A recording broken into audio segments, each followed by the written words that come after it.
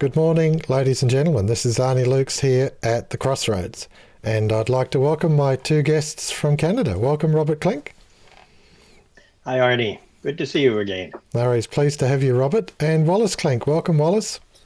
Well, hi, Arnie. We'll see what we can do today. That's it. No worries. So I'm just going to cut across to some websites. First of all, the Australian League of Rights front page. You'll find our videos are shown there, most recent, and also our podcasts. And of course below our principal journal, On Target. On Target comes out every week. You can subscribe to On Target, and how to subscribe is actually at the bottom of On Target, and bank account details and notices and emails and all that sort of stuff. But the discussion for today, we're still talking about COVID-19, the lockdowns, and also I wanted to touch on the League of the Just, the history of the League of the Just, and that is an interesting subject in itself. I'm not going to actually elaborate now. We'll bring it up later when it's more appropriate. Your thoughts for the day and the events over the last week, please, Robert Klinck. Well, we're still in a COVID crisis in Canada. I think that lately, I think it's the WHO has said that, or some spokesman for the WHO has said that now we might be out of the use of masks and social distancing in 3 years. So I really don't understand how people are adapting to this, because they've just been told that they have no future. That what is happening now is not living. It is just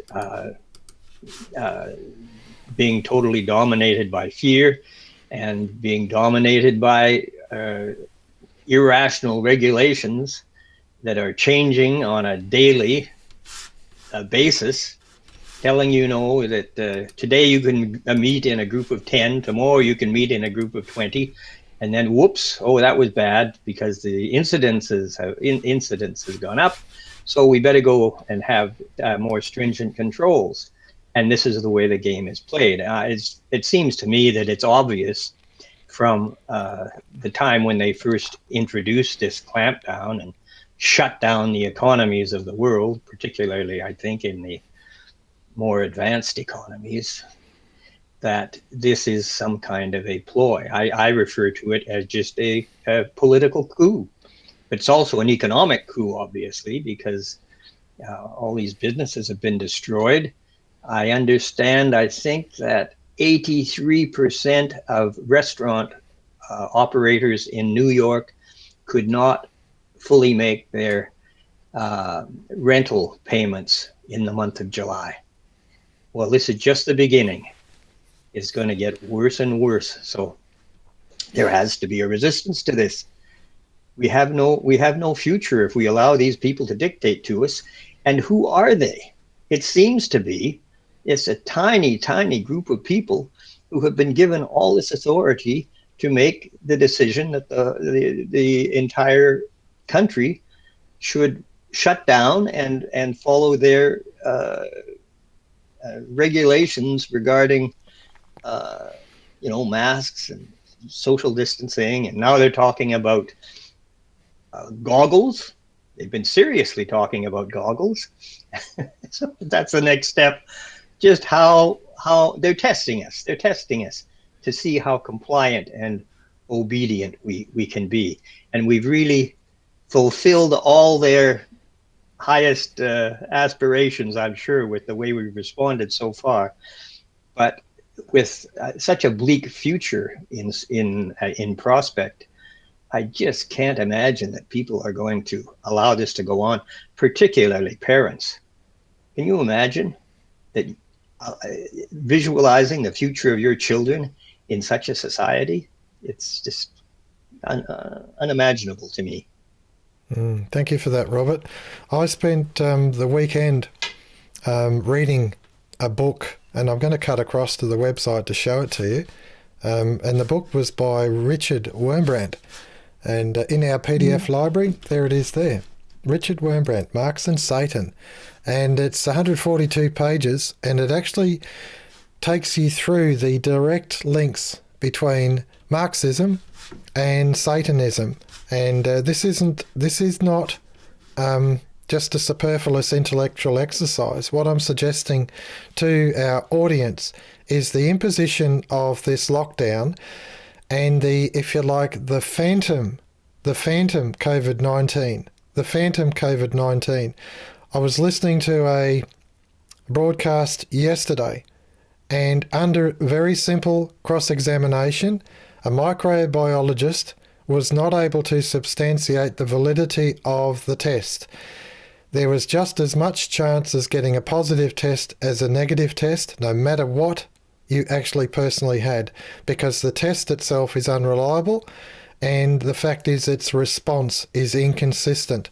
And so you've got to say, well, the tests, what do the tests actually mean? The tests mean nothing. It's a phantom test. It's a phantom disorder. And the lockdown is essentially like gaslighting.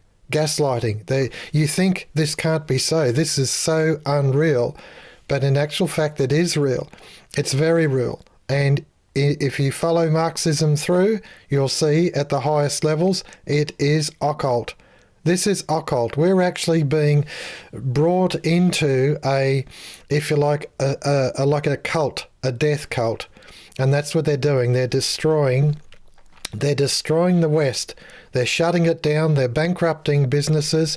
They're throwing the whole economy into disarray, and people don't know even what's happening tomorrow. And here it is. They take us so far along this path and think, okay, we're going to have a lockdown and it's going to be for 2 weeks at the most. The lockdown is now 5 months old. It's 5 months old. This started in mid-March. Go to our archives, look at the On Target number 10, and you'll see that it was called then. We called it then and said, this is a takeover. This is what it is. They're actually gaslighting us. That's what it's all about. We think this couldn't be real. It is very real. It's very real in the sense that this is a coup. It's a world coup. Your thoughts, please, Wallace Klinck. Absolutely. It has all the telltale marks, characteristic marks of the Marxist revolution, actually. And it has got a very heavy psychological component.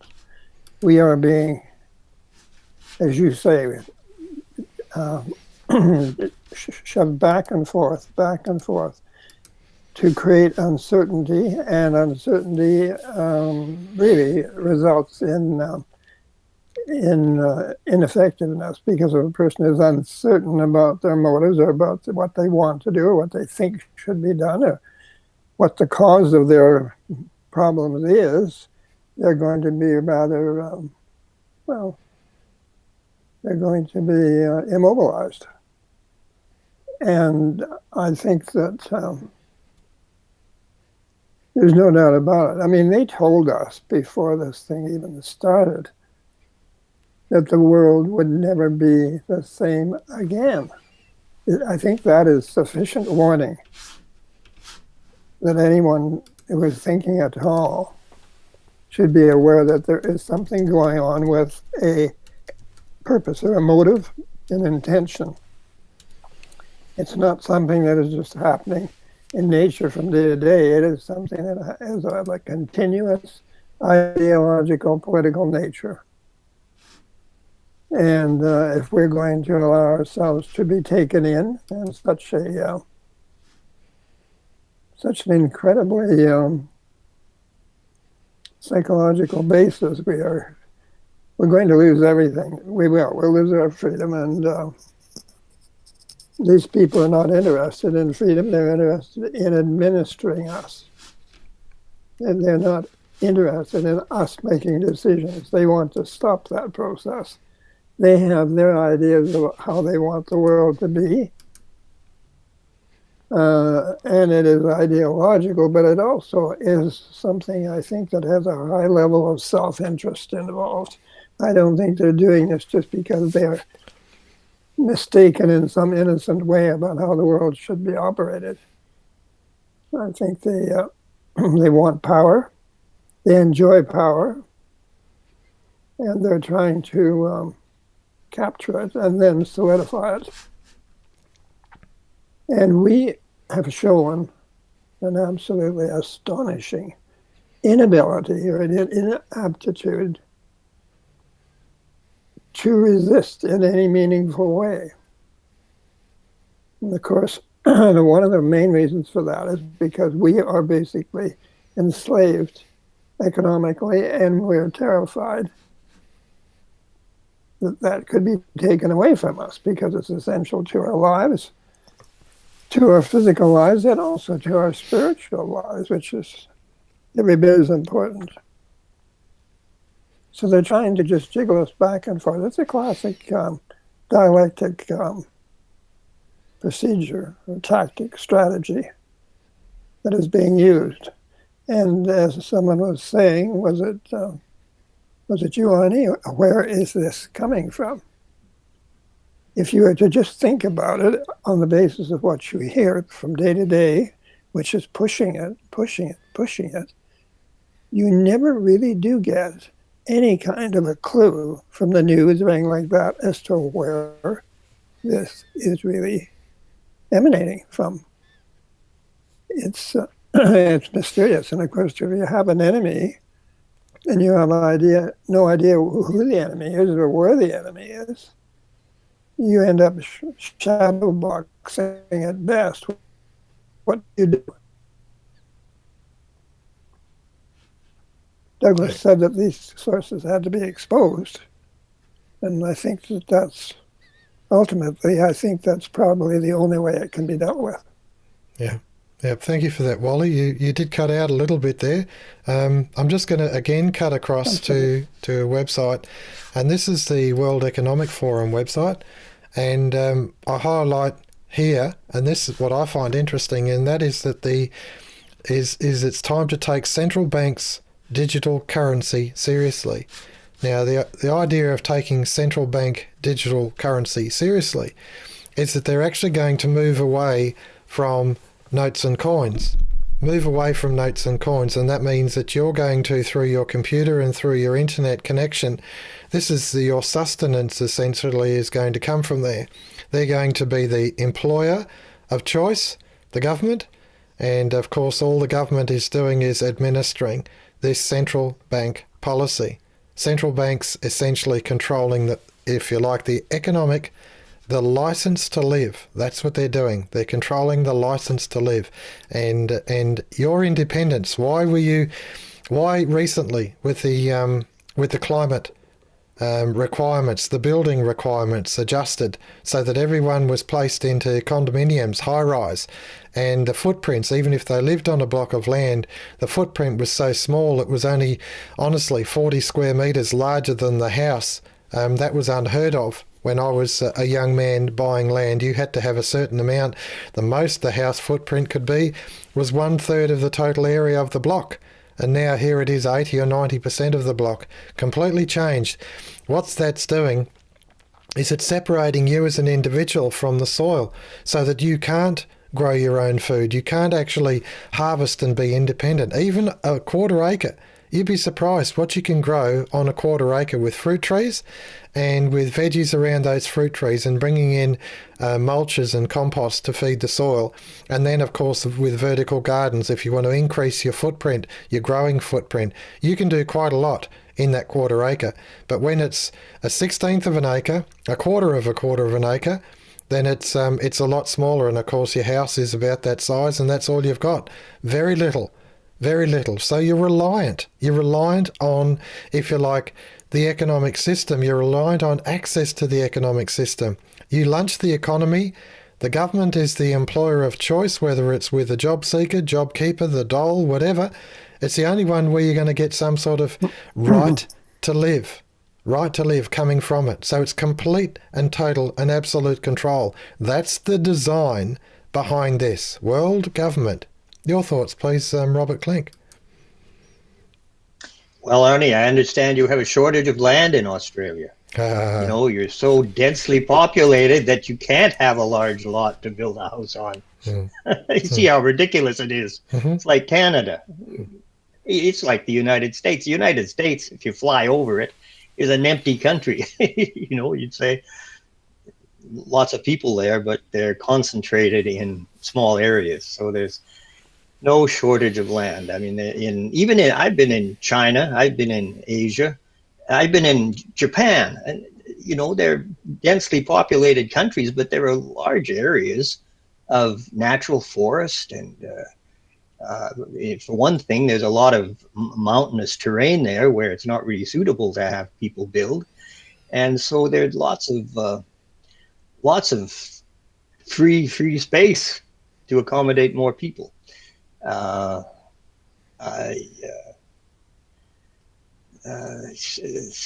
think too that what's going on with the controls that have been imposed on us, it's actually an attempt to psychologically destroy the normal relationships that people have with each other. This mask wearing, you don't see a person's expression. In some cases, you don't even recognize somebody Some of these masks, are pretty imposing, but it's a way of interfering with normal social intercourse, and I think it's psychologically calculated to produce that effect. There's a map actually in Wikipedia. If you go there and you look up COVID-19 and incidents in the world, you will see, surprisingly, that the places with the highest incidence are those where the controls have been imposed most rigidly since the beginning of this crisis. You go to India, very low incidence according to this map. It's dark red in a lot of South America doesn't seem to be very good. Africa is pale pink, and except for South Africa seems to have a higher concentration. But even China, and I tell you, in China, from the beginning of this thing, although we've heard lots of stories about how terrible it was, there has been no social distancing. It's just not practical in China, nor is it practical in India. And yet those countries don't have higher incidence of infection than we have in these countries where they've imposed all these rules and made us keep away from each other. You can't get close to a friend. You can't give somebody a hug, or you can't shake somebody's hand, the thing we used to do when we met somebody. Automatically you extended the hand. Well, that's gone. And apparently it's going to be gone for a long time because they're planning to keep this social distancing and other things in place for years to come. So it's not only a political coup and an economic coup, but it's also a psychological coup. It's designed to change the way that people relate to each other. And that perhaps is the worst aspect of it. They fiddle with the requirements depending on what they're planning. Now they say that they'll be bringing children back to school, and they're going to allow children to get within 1 meter of each other in Canada, I think, and in the UK. So I guess the 2 meters wasn't so important after all. You can change it arbitrarily if you're trying to get a new policy installed elsewhere. So I really think that it is a diabolical attempt to destroy normal human relationships. And they will demoralize people so much with this that I suspect a lot of them are going to get sick. And I think a lot of them might get spiritually sick to the point where they just don't want to live anymore. Mm. I have a friend who's in a care home here in Canada. She was out for the first time in 5 months this week. Only she was allowed to go out because she had a doctor's appointment. But otherwise, she'd been confined to that place for 5 months, basically confined to her room. And I think of all the people in that building, and I say there is something terrible going on, because this is absolute torture for those people who just look forward to a visit from a friend or a visit from somebody in the family. And now that has all been taken away from them. Yeah. It is psychological murder, absolutely unbelievable. And while you want to protect those people, much more could have been done quite easily to make their lives more natural and give them the opportunity to communicate with people from outside. It's just dreadful. No worries. Thank you for that, Robert. I'm going to cut across to another website. There's a lot out there that's actually happening. This is the RT, Russia Today, and it's showing here that the increase by a factor of 10 in Australia of suicides since this lockdown, an increase by a factor of 10.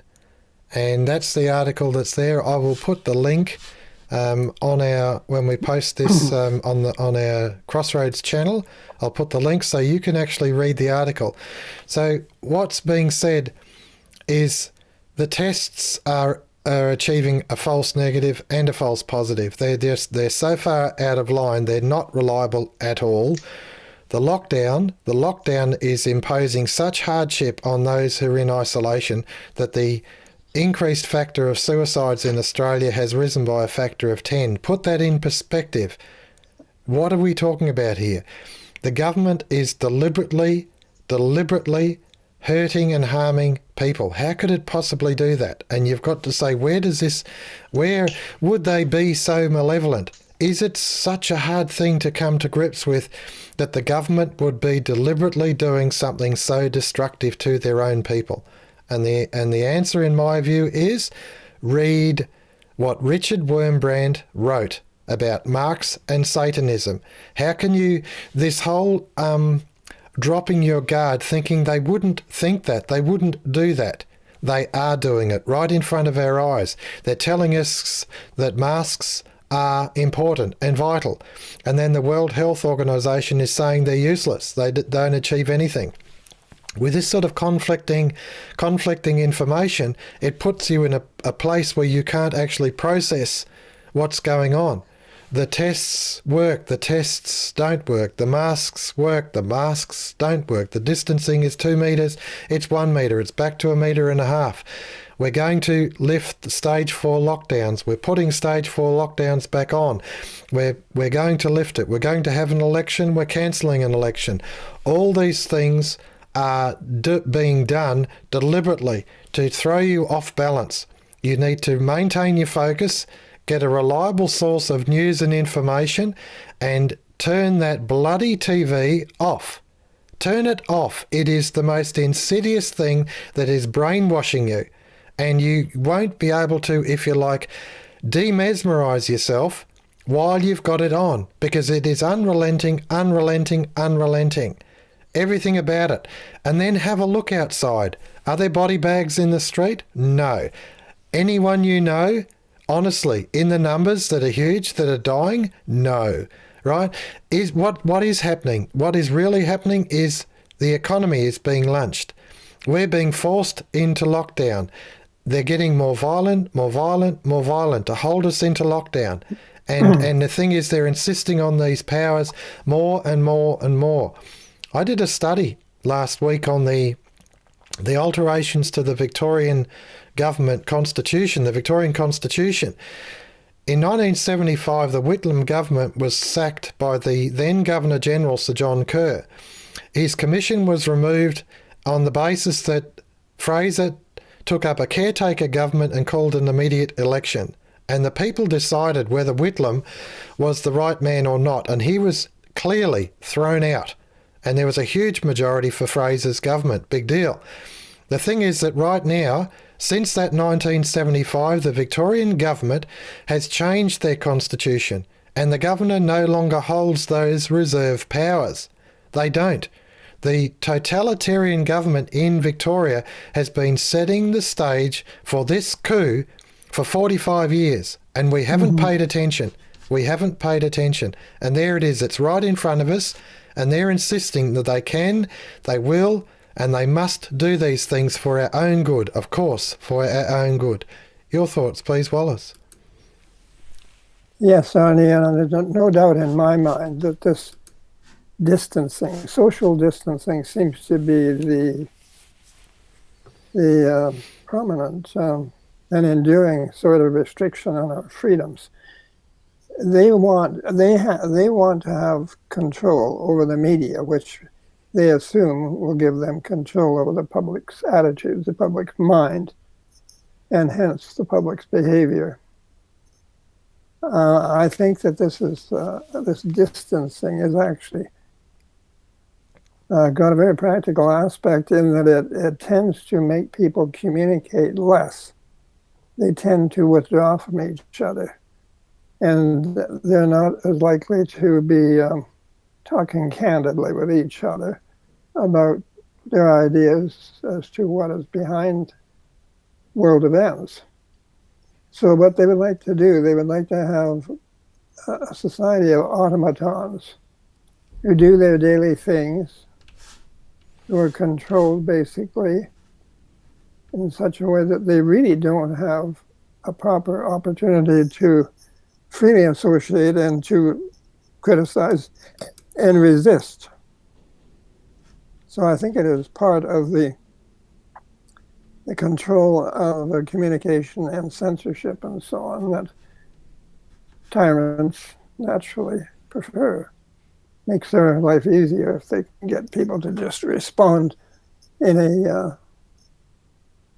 just in an automated sort of way to cues, to different suggestions, and while at the same time using guilt as a major incentive.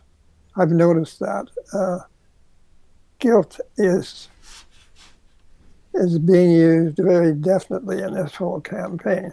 If you don't wear your mask, you are endangering other people. You are a menace. You're a very selfish person.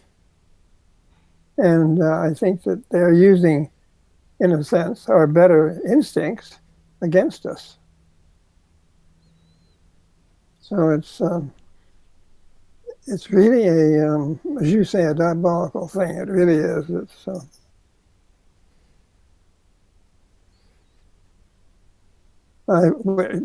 something is going to have to be done, and I hope that there is something that resides within the human heart and the human mind that makes it eventually, self-protected against this type of tyranny, that we simply won't tolerate it. Have we ever had these kind of restrictions put on us before with the promise of a continuation of them and a variation of them and a multiplication of them? People who want to control their imaginations, I'll give them credit for that. Their imaginations are quite fertile. They never seem to run out of new ideas by which to put other people under their thumb. They're a menace to civilization, a menace to life on Earth. And this is all being done in the context of a situation where there is admission in many places that even the experts don't really fully understand this thing. So if we are going to be enslaved by shadows in the background, it's quite insane, really. I would hope that humanity has more intelligence, more ethics, more humanity than to fall for this kind of a ploy. Mm. And people who are tyrants are frequently cowards. They will push and push and push. But if somebody really stands up to them, they often go scurrying off into the shadows, into their caves.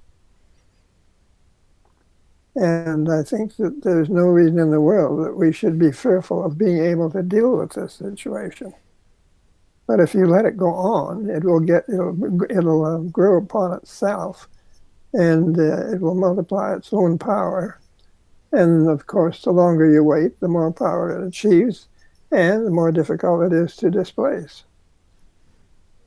So I think that initiative and responsibility and ethics are the three really key factors to permanently freeing ourselves from this tremendous imposition that has been put upon us, based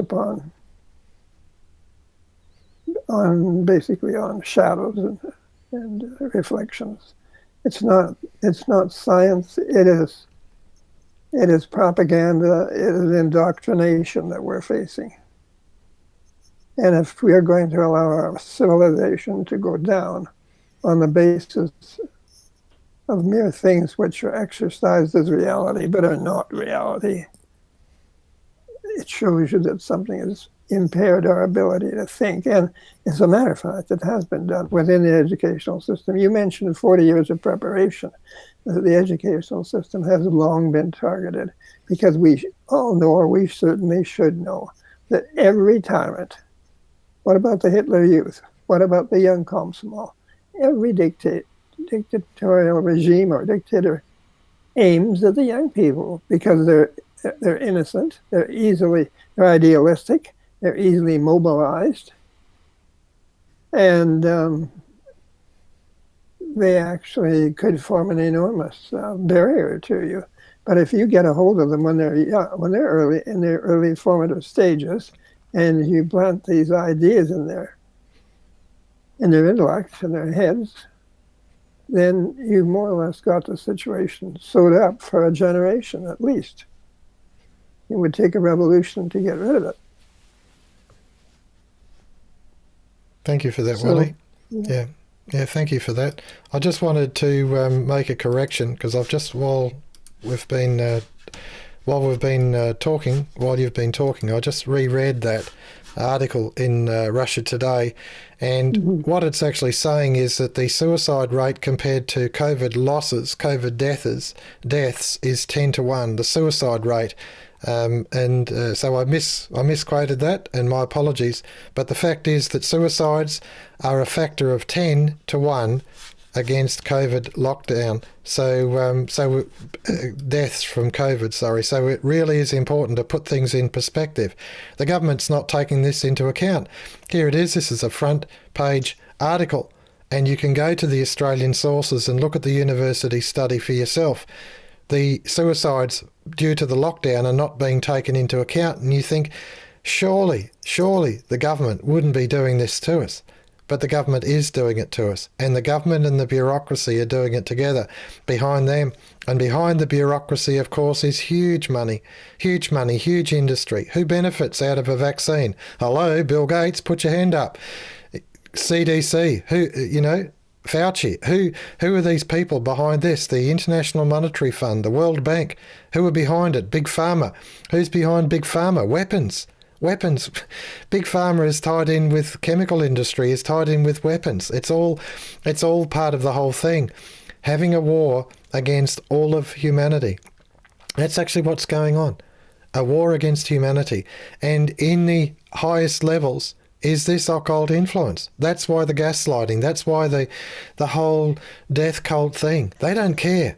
They don't care about this increased suicides. They don't care. They're happy to accept them as collateral damage as long as they hold power. As long as they hold power. The policy is actually not to.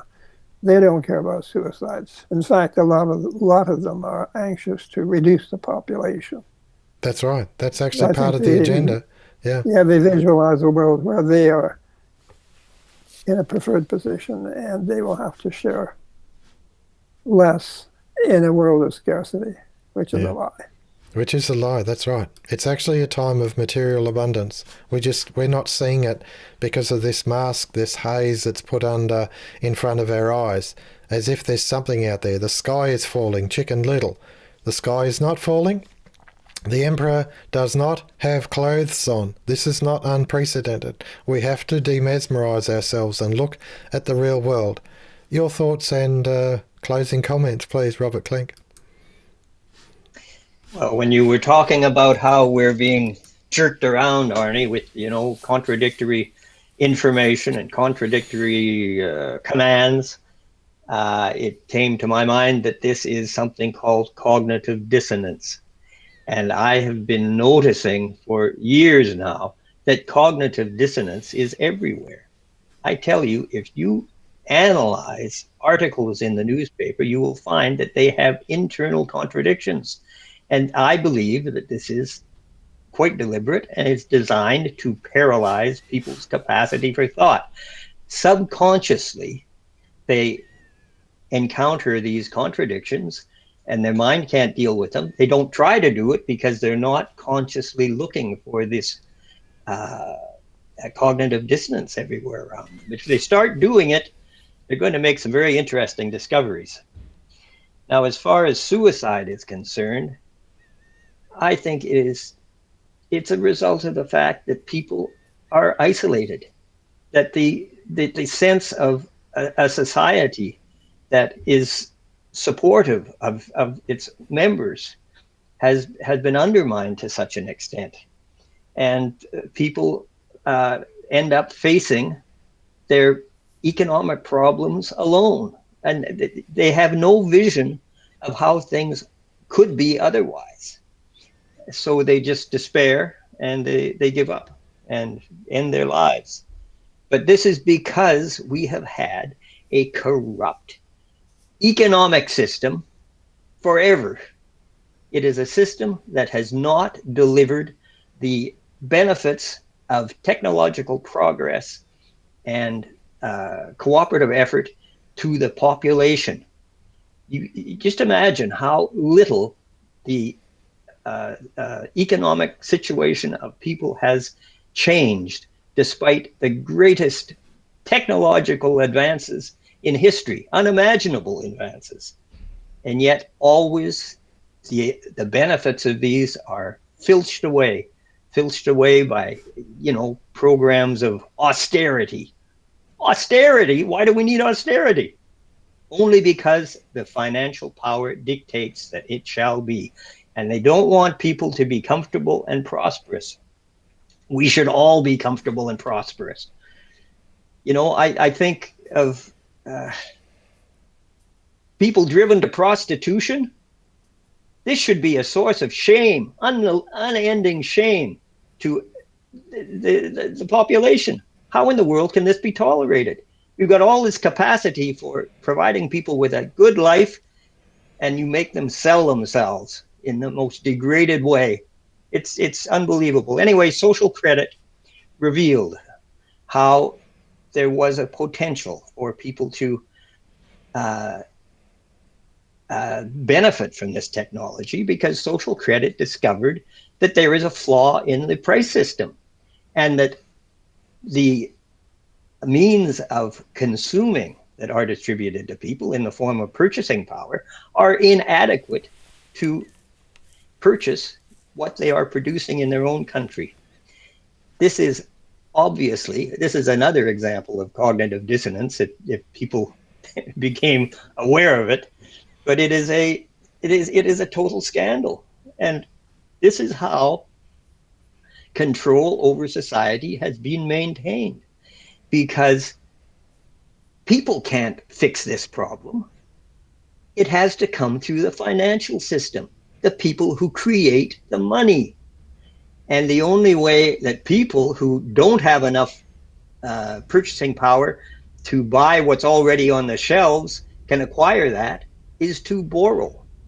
Well, there are limits to people's ability to carry debt, and therefore they can't borrow sufficient to liquidate these goods that are already produced and available for consumption.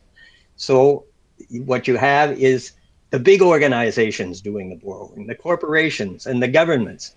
They have deeper pockets and they have better credit ratings. So they borrow all this money, but it all comes back in the end to the consumer having to pay for all the borrowings, because it enters into costs of government, taxation, and it enters into costs of industry, which all have to be paid ultimately by the consumer. So we have a situation where we are denied a realistic perspective on our economic situation. And the people who are despairing to the point, of committing suicide.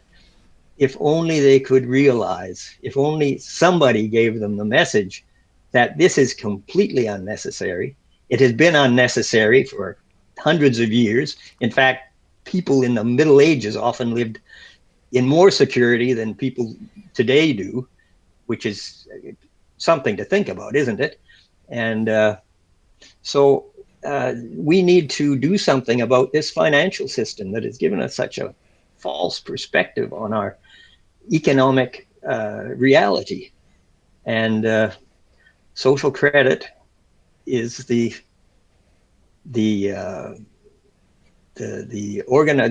movement that has provided the most promising means of resolving these issues.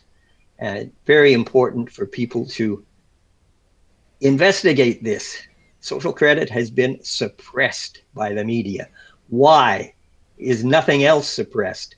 But social credit has been suppressed. You think about it.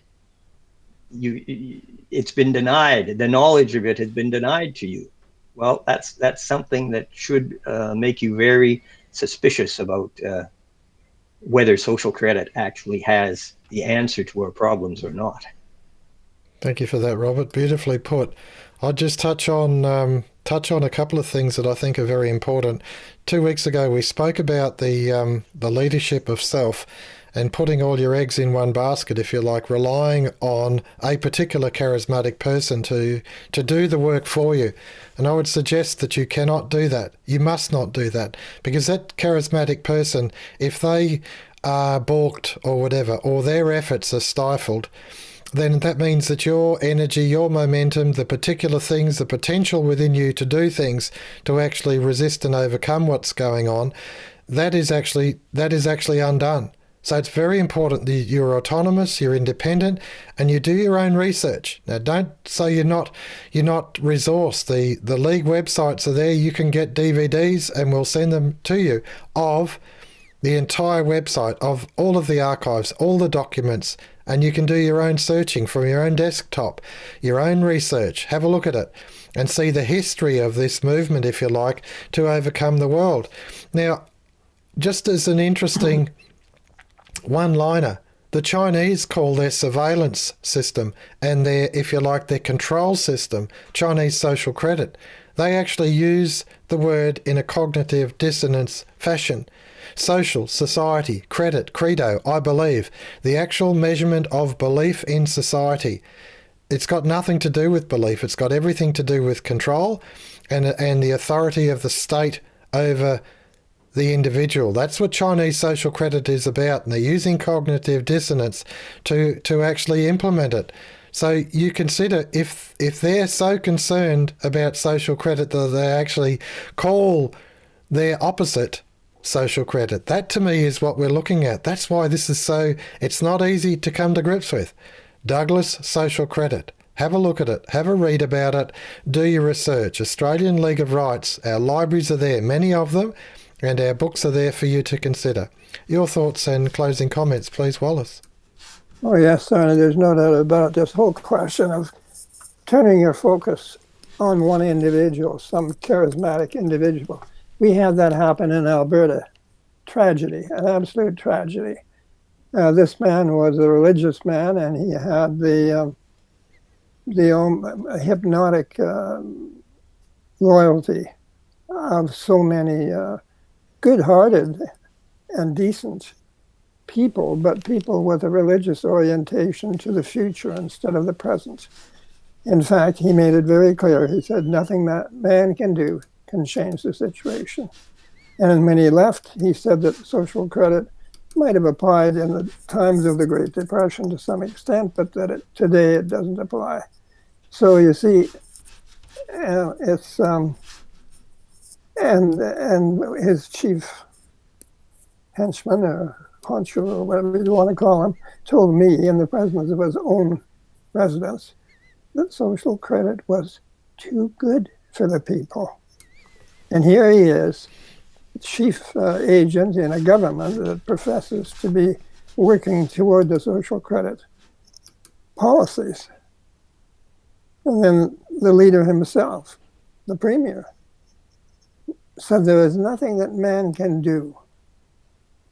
Nothing that man can do. Well, that's totally contrary to the basic, most fundamental principle of social credit. Social credit means the ability to achieve, the belief in the ability to achieve, and it depends upon human initiative. So you see how we were betrayed terribly, and anyone who criticized this leader was regarded as some kind of a very evil person who was actually trying to contravene the plan of God as they saw it. So you were talking about the ability to control human beings' attitudes and minds. It's black magic, and it's an art which the enemies of civilization, the enemies of freedom, the enemies of abundance have perfected to an art, because they know when they look at a human being, what that human being, that innocent soul, well, they're not all completely innocent, but in this sense they certainly are, can be made to believe. You don't have to beat them unless they become difficult, and don't imagine that that hasn't been done in the past and can be done in the future. But in any case, they know that all they have to do is just gain access to the inner mind of that individual and plant a few poisonous seeds, and that they can pretty well control that individual. So it is really a diabolical thing. We've got a technical problem with the price system. That's a real problem. It is a mathematical problem, but it is maintained by psychological means in order to achieve an end which is contrary to the natural end of economics of human beings in free association. Now, and it's such a, you'd think that it could be just simply splintered and it would simply fall apart of its own irrationality and diabolic nature. But people have been, heretofore, they have been subject to this influence and victimized by it. And I think that we just have to have something that frees them from this subterfuge, this psychological well, it's a form of abuse, actually. It's a mental abuse, because it is inducing people to think in a way that is entirely damaging to themselves and their neighbors and to society, civilization as a whole.